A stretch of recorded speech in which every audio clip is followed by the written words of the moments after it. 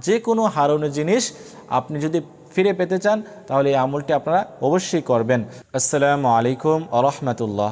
সম্মানিত দর্শক, আপনি হারানো জিনিস আবার ফিরে পাবেন এই আমলটির মাধ্যমে। আপনি যে কোনো জিনিস আপনার হারিয়ে যাক, এই হারানো জিনিস আবার ফেরত পাবেন এই আমলটির মাধ্যমে ইনশাআল্লাহ। তাহলে আপনাদেরকে কি করতে হবে? এই ভিডিওটি সম্পূর্ণ দেখতে হবে, দেখে আমলটি শিখতে হবে। শিখে আপনি যে কোনো জিনিস আপনার হারিয়ে যাক, আপনি নিজেই এই আমলটি করতে পারবেন। সম্মানিত দর্শক, যারা এই চ্যানেলে নতুন আসছেন, এখনও পর্যন্ত চ্যানেলটি সাবস্ক্রাইব করেন নাই, অবশ্যই চ্যানেলটি সাবস্ক্রাইব করে পাশে থাকবেন, যাতে করে নতুন নতুন ভিডিওগুলো সবার আগে পেয়ে যান।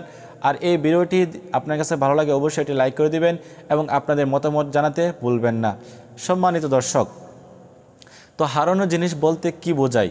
আমাদের অনেকেরই টাকা পয়সা অনেক সময় হারিয়ে যায়, অনেক ধরনের গহনাগাটি হারিয়ে যায়। আবার কি হয়, অনেক ধরনের জিনিস হারিয়ে যায়, মূল্যবান জিনিস যেগুলা আমাদের অনেক গুরুত্বপূর্ণ, যেরকম মোবাইল ফোন হারিয়ে যায় বা টাকা পয়সা হারিয়ে যায়। হঠাৎ করে দেখা যায় অনেক ধরনের জিনিস, আপনাদের মূল্যবান জিনিস হারিয়ে যায়, বা অনেকের কাগজপাতি এরকম থাকে যেগুলো অনেক দরকারি কিন্তু হঠাৎ করে হারিয়ে যায়। তো এই যে জিনিসগুলো আপনার হারিয়ে যায়, তো হারিয়ে যাওয়ার পরেই আপনি এই আমলটি আপনাদেরকে করতে হবে।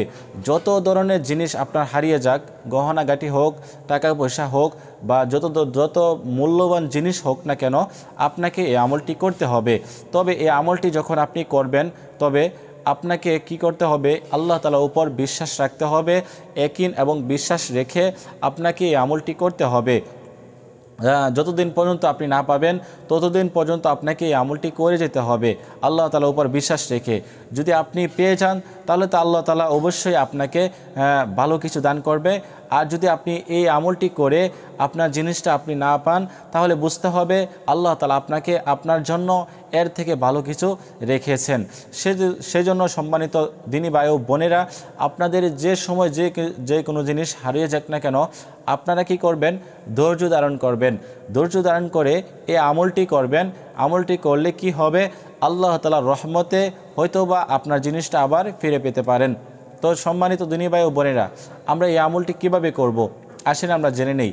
এই আমলটি আমরা করব যখনই আপনার জিনিসটা হারিয়ে যাবে, তৎক্ষণাতেই আপনি কি করবেন? এই দোয়াটি পাঠ করবেন। এই দোয়াটি এই জন্য আপনারা কি করবেন? সর্বদাই মুখস্থ করে রাখবেন।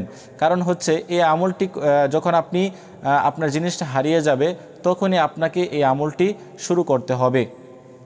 যদি আপনি এই আমলটি করতে পারেন, তাহলে আল্লাহ তাআলার রহমতে হয়তোবা আপনার জিনিসটি আবার ফিরে পাবেন।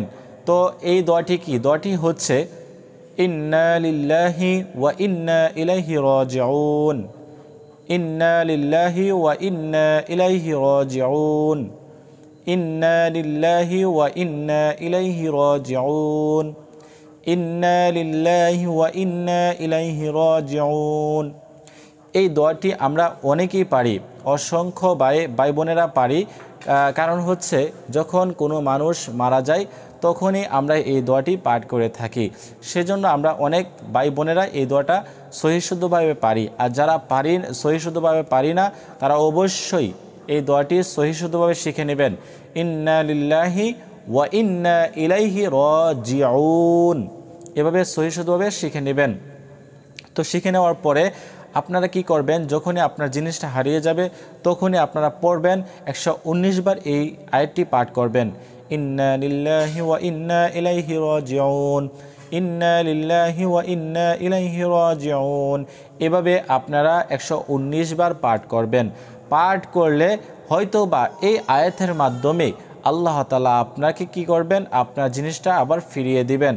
হয়তোবা দেখবেন যে আপনার মনে হয়ে গিয়েছে এই জিনিসটা অমুক জায়গায় রাখছেন, বা এরকম হতে পারে যে ব্যক্তি আপনার জিনিসটা নিচ্ছে ওই ব্যক্তি আবার ফেরত দিয়ে যেতে পারে। তো এরকমভাবে আপনারা যতদিন পর্যন্ত জিনিসটা না পাবেন, ততদিন পর্যন্ত আপনি এই আমলটি চালিয়ে যাবেন ইনশাআল্লাহ। আল্লাহ তাআলা যদি ভালো মনে করেন, তাহলে অবশ্যই আপনার জিনিসটা আবার ফিরিয়ে দিবেন। তো আমলটি করে সকলে দেখতে পারেন। যে কোনো হারানো জিনিস আপনি যদি ফিরে পেতে চান, তাহলে এই আমলটি আপনারা অবশ্যই করবেন। তো আজকের মতো এই পর্যন্তই। সকলেই ভালো থাকেন, সুস্থ থাকেন, সেই কামনায় বিদায় নিচ্ছি। আল্লাহ হাফেজ। আসসালামু আলাইকুম ওয়া রাহমাতুল্লাহ।